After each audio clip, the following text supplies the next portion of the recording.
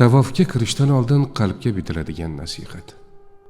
Siz Ka'bani ko'rishga yo'l olyapsizmi, biling. Ka'baga yetishdan avval qalbingiz tayyor bo'lsin. Chunki tavof faqat aylanish emas, bu axloq sinovi, sabr va rahm imtihonidir. Tavofda har bir qadam duo, har bir nafas ibodat. Lekin birgina qo'pollik, birgina kichik zulm, birgina ozor bu ibodatning nurini so'ndirishi mumkin.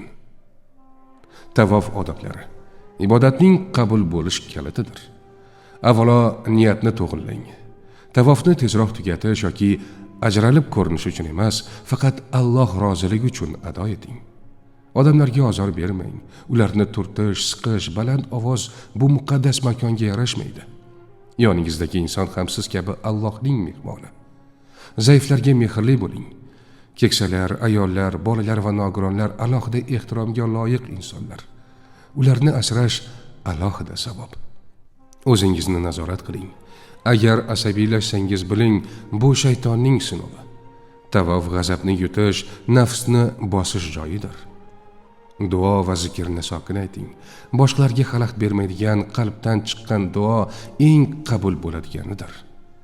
Nigohingizni ham asrang. Atrofni tomosha qilish, begonalarga tikilib qolish odobga zid. Bu yerda ko'z emas, qalb ishlashi kerak. Tavofdan keyin ham odobni saqlang. Hurmat tavofdan tashqarida ham davom etsin. Unutmang, agar Ka'bani aylanib bir insonning qalbini sindirsangiz, tavofingiz tanangiz bilan bo'ladi, ammo qalbingiz bilan emas. Alloh taolo sizdan go'zal aylanishni buyurganidek, go'zal muomalani ham buyurgan. Ka'ba muqaddas, ammo inson qalbi omonat. Shu sabab umraga ketar ekansiz, chamadoningizga faqat kiyim emas, sabr, rahm va kamtarlikni ham joylang.